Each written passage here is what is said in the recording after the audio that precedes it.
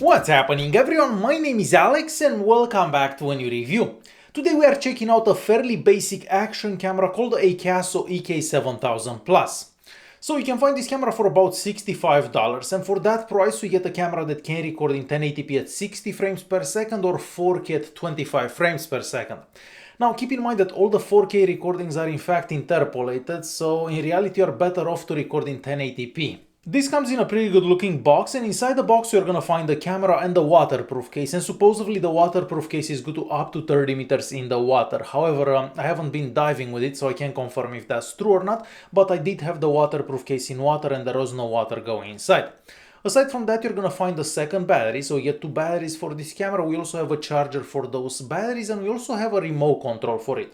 So that remote control is not waterproof, it's only splash proof, and from it you can start and stop recordings and you can also take pictures. And aside from that we have the user manual that's in English and it's got a bunch of information and a whole bunch of stickers and mounts, so you can basically mount the camera or place the camera anywhere. The camera itself looks like an older GoPro and it is entirely made out of plastic and it feels very light and kind of cheap.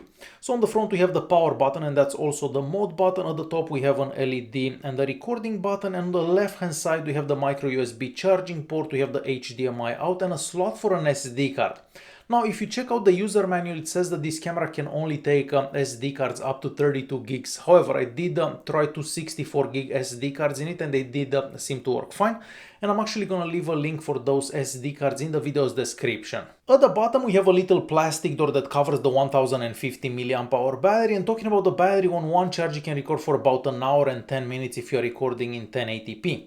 Now you can also use the camera while charging, so if you plug in a power bank you can record while the camera is charging, so that means that you're not going to be running out of power anytime soon. Now unfortunately we don't have a driving mode, so it's going to be a bit difficult if you use this as a dash cam, because you're going to have to start and stop the recordings every single time you start and turn off your car.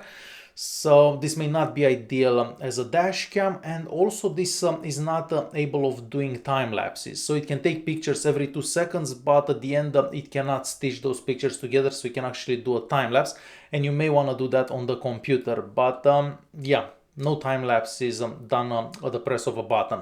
And lastly, on the back we have a 2-inch screen that doesn't look that amazing, but I guess good enough for a camera around $65. So one thing worth mentioning is the fact that the camera doesn't support any type of image stabilization, so every time you're gonna be walking the footage will look a bit shaky unless you're using a gimbal. And throughout this video I did use a gimbal for certain clips, but every time a gimbal was used I'm gonna say that at the bottom of the video. So next I want to show you a couple of clips so you can see how the microphone recordings sound from it, and everything that you're about to see was recorded in 1080p at 60 frames per second. So let's check those out. This is a quick microphone recording with the Eicaso EK7000 Plus. So I'm currently recording in 1080p at 60 frames per second, and I'm also using a gimbal. As you can probably see, I'm talking behind the camera. So there is also traffic and a bit of wind, so you may be able to hear that as well. So under these conditions, this is how the microphone recordings would sound. We have another quick microphone test with the Eicaso EK7000 Plus. Once again, I'm using the gimbal and I'm recording in 1080p at 60 frames per second. And around here there is no other noise aside from my voice, it's not windy, so this is the only thing that you should be hearing. So this is how the microphone recordings sound under these conditions. And as you've heard, the microphone recordings aren't that bad. In fact, they're a bit better than I was expecting. I wasn't expecting much from this camera. So next we are gonna check out some daytime recordings that I've done with this camera. And as I said before, all the recordings that I've done were done in 1080p at 60 frames per second, and for some of them I used the gimbal and for some I haven't. You're gonna notice that whenever you're using a gimbal the quality is better, but as soon as you're not using that gimbal the footage is quite shaky. So let's check those out.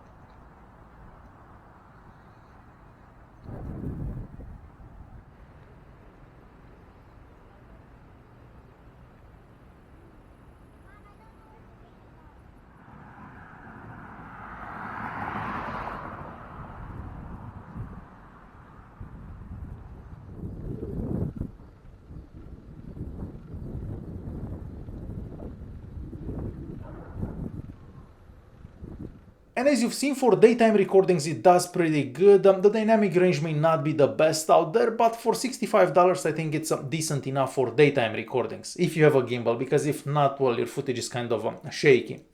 Next we are moving on to some nighttime recordings, but unfortunately the nighttime recordings don't look as good as the daytime ones, which is kind of normal. So let's check those out.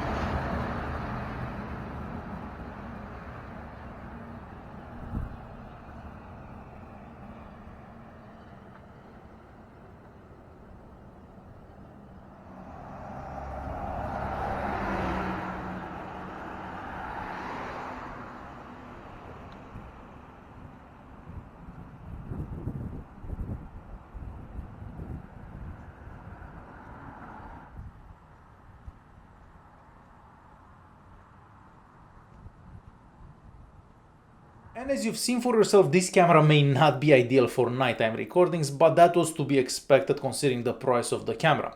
Now, since this is a camera, of course, it can also take pictures, and the picture quality is decent enough as long as you have plenty of light. As soon as you don't have enough light, the pictures don't turn out that great, and it's kind of the same as the video quality.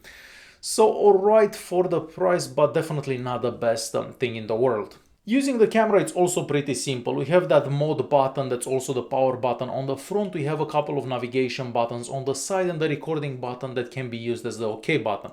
Now, as I said at the beginning, this is a very basic camera, so you don't really have that many options. You can change the resolution. We have a couple of resolutions available. You can change the language, you can change the field of view, and you can also turn the camera upside down.